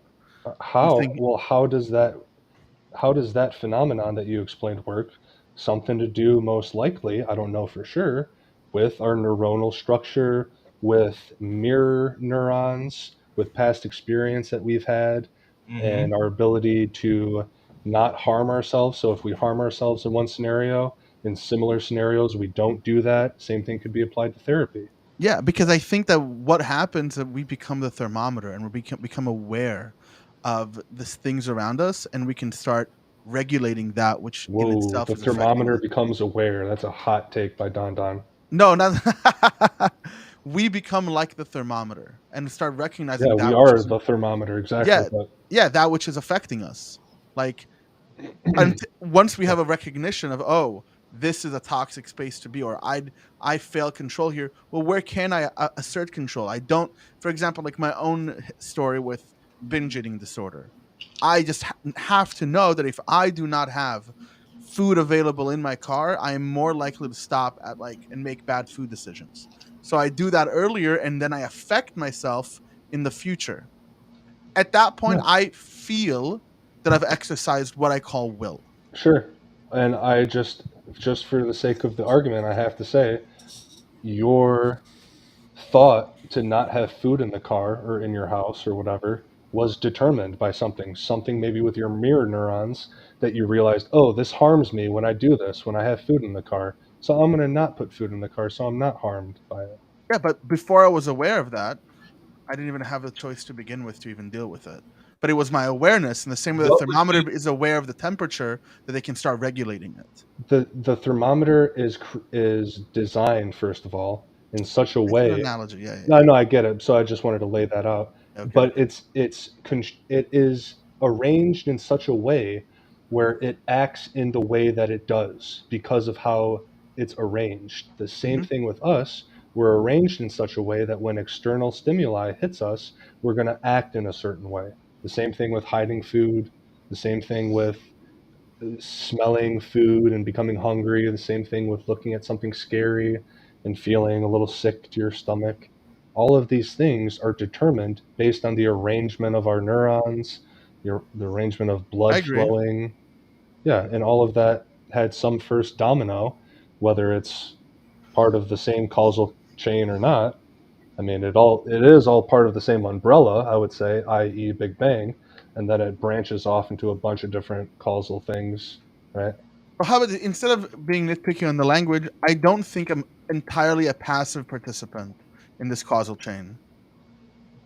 It seems like you're actively constructing the world, but I think that you're passively perceiving it. So okay, I'll say I'm not. It's when I say passively, not cognitively, but I don't think that my body is simply a rock floating through space. It's a rock that within itself has mechanisms to move itself in different directions. Like a jellyfish is not just being carried by the current. The mechanisms move the system in certain directions. Yes. But because I am a system that acts not within my own internal feedback loops, I'm not simply a slave to the whims of the flow of matter through space. Not entirely. Mostly I am. But there are moments where I'm not. And Yeah, I that's mean, what I I call guess will. if you distinguish your matter from the matter outside of you, which I That's what don't know, yeah, that's what I'm which that's what I I'm don't trying know to how do. to do metaphysically, sure, I have nothing wrong with that. Everything was inside or outside, all of those things were, I mean, it was actually determined by the matter outside of you at some point, right? There was the first domino of air that knocks into you, and then I mean it things, still is. It still is, right? If I have food poisoning, like GG. Right? right? Like Yeah. So, but you're right. There are certain feedback loops that happen constantly, thousands of times before it hits some matter outside of your body, right? That happens. That happens all the time. Sure. and that's where I think we have autonomy. Not in while we say Sure. actively, it might feel active, but it's not really active. Again, I could just be pedantic and say that your body, which is mostly carbon, hydrogen, nitrogen, and oxygen, existed as outside matter at one point. 100%. So, Yeah. So, what But would you need to see, Perry? What would you need to experience to understand that a self might be possible or a mind? Well, okay, I thought you were going to ask if autonomy could be possible. I think we have a mind.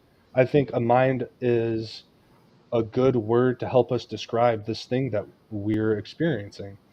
Again, our languages don't match one to one with reality and how we use it. We all understand that.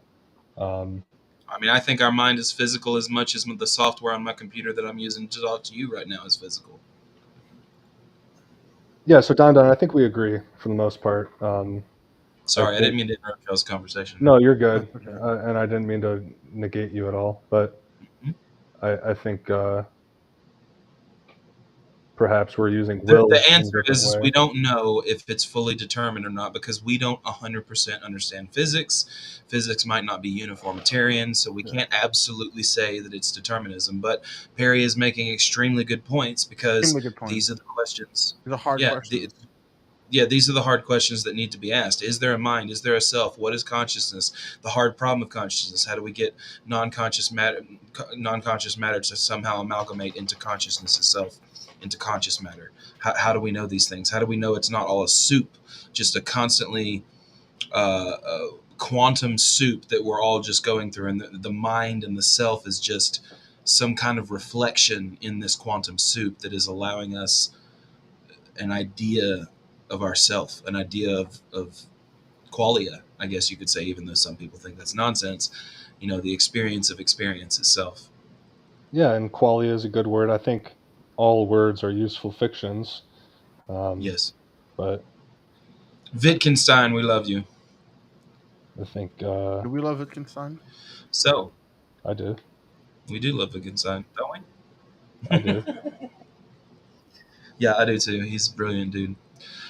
So I guess, guys, we've pretty much gotten everything covered tonight. We have talked about the physicalism's presuppositions, and we got into an extremely good conversation. We started science, and then we got into a really good conversation about free will and determinism. And the jury's still out. We don't know. I tend to be a soft determinist, a compatibilist in some way because they obviously exist together in some way, and it makes sense to me personally, even though it's a fallacy that might be the case because we Can I don't know quickly everything respond about to Think physics. Yada Beyond yada it? yada yada. Can I quickly respond to Think Beyond? I Sure, just saw the message come up. Jellyfish is sure, always subject to the movement sure. of water current combined with some level of conscious and unconscious decision making. So I think jellyfish have zero conscious decision making, but while they're always subject to the movement of the water and current, they're not only subject to the movement of the water and current. They do move themselves towards whatever part of the water is warmer or something like that. I'm not Yeah, sure they're going to exactly how move that works. towards food most likely. But why are they moving? Because of electricity that was Yeah, sparked by some 100%. external stimuli, such as the 100%. water And or their the barrel light. and their biological imperative as well. The need for Again, survival of the. This is where I take the Aristotelian soul to like a next level, I think. Where it's like Aristotle's anima, that which animates, whatever that animation is, just what I call will. Whatever that fuck it is, that's just what I call will. That animating thing that starts to cyclical itself. Like, think about it like the most basic, lame version of will you could think of. well, it sounds like will or soft determinism. Again, all of these words just seem to be a bunch of extra Nebulous. noise Yeah, for that's noise. determinism. But But do you agree that we may not understand physics completely and that determinism might be false? I hope that that's the case because I really like the seemings of being a rational agent. I believe I'm very rational. I believe I'm very strong physically and mentally, and Well, I that's your want. only hope is that we don't know Yeah, enough about physics and so determinism isn't true. maybe dualism is the case. I God don't know. no. Yeah. Dualism is terrifying. Yeah. It just sucks when I drop something on my toe and it hurts and I say ow. That leads me to believe that my mind and the things where I think I have will and rationality are actually just effects and consequences of certain prior actions that I had no control over. Mm. I mean, it seems like I had control over, but like logically, when I think about it, it doesn't seem like there's a logical scenario where I'd have to be omnipotent. I'd have to be an unmoved mover, Mm. right? This is what I think of when I think of will. How can I, and I guess it's I guess that's why they changed the definition of libertarian free will, right? Because Yeah. Who changed it? I don't know about this change. Well, there's the classical theist free will, Yeah. and then there's compatibilist free will, which I think is Well, there's just also theistic free will, which is God gives you free will, so you're accorded it. yeah, You're afforded it yeah, by God. right, true. You're graced by God, and now Yes. beforehand, as Augustine would say, you're just heathen, determined beings until you're graced by God. Yeah, exactly. Mm-hmm. No, I mean this is super important. This is why I'm going on about this, is because I want it to be a free will kind of thing too. I want us to have will and no fate but what we make kind of thing. You know, like that old saying. Yeah, But philosophy. It doesn't matter if we don't it have is free will. hard to argue. It is hard to argue once. I'm sorry. Philosophy doesn't matter if we don't have I free was just will. That's all I was going to say. yeah. It is extremely hard to argue oneself out of causal or nomological determinism. It's extremely difficult. I don't know. And like I said, I know saying that I'm a compatibilist is having my cake and eating it too. It's just like, how do you even explain will existing with determinism? I don't know. They can't unless you I really, define will as something. I'm gonna hope Different. that physics Yeah. changes big time. Physics changes big time in the next 100 years, and somehow they find out something about entropy that shows us that there is actually randomness, and Randomness, there's yeah. not. Physics hasn't been determined. It's actually uh, more flexible than we thought. I mean, these things may happen, but I don't know. What did you want to say, Don Don? Nothing. You sure? Yes. He was just saying, yeah, Okay. will and determinism are different, are the same thing if you define will differently. Otherwise, the Oxford definition at least will tell you that they are Would we independent at of least each other. say? Would we at least say that there is a seeming Yes, between will absolutely. and determinism? A seeming between what? Will and like That will they're and the same. determinism, will and determinism existing simultaneously. Uh, I don't. Yeah. It does. Yeah, exactly. That's what it seems like. It seems like we have will. It seems like we have autonomy, but it also seems like there are when I press on the gas, I Yeah. go forward, but I'm So why do we choosing to have this press on intuitionistic seeming of both? because it's pragmatic and it helps us survive. What a great fucking answer. Did you want to cover anything else on that? I think that slam dunk sentence ends the show. Honestly, I That think was Perry perfect. just. Idea. Yeah, I think Perry Let's just do took it that. Let's home. mic drop that shit, guys. Please subscribe to the Pangburn Please subscribe to the Pangburn Hangout on all of our YouTube channels. Don Don over here has a YouTube channel. Don Don Prager, Thomas, me, I have a YouTube channel. Just search our names: Thomas Panter and Don Don Prager. Oh, Actually, I think Perry has a page as well. So go and Yeah, subscribe to this will be Perry's the page. first video, so thanks Yeah, for watching. The few of you that will end up watching this, or the millions that watching in will the watch it future. in 10 years. So the researchers who look into the thought patterns of online people. So Yeah, researchers exactly. that look into the thought pattern of online people. Is that like some determinist way of saying something? I'm just saying, like in the future, scientists are going to have a Oh, repository of oh, information about the 21st century. gotcha. Yeah, me and Yeah. Thomas always say like when we'd be in Discord calls, it'd be like, oh yeah, like people in 1,000 years are going to be listening in to these private Discord There's gonna be calls. some way to like dig up the old radio waves or something. You know what I mean? There's gonna be some technology that comes out to where they can. Yeah, You know how they can like recover a smashed hard drive, and get the bits and pieces back. right. Not if it's been completely like burned or something, but if it's been wiped clean. You can't ever completely wipe a hard drive clean. That's why you destroy them. Um, but they don't really have it's all solid states now. So anyway, so yeah, guys, appreciate you coming tonight. We love you all. Please subscribe to all of our YouTubes and also on Rumble. We're on Rumble as well. Please come to our go to YouTube and also subscribe to Pangburn. It's just Pangburn, and then in the top right corner you will see the link to our Discord on that page, on the Pangburn page on YouTube. Please come and hang out with us. We'd love to hear from you. All right, guys, that's a good night from me.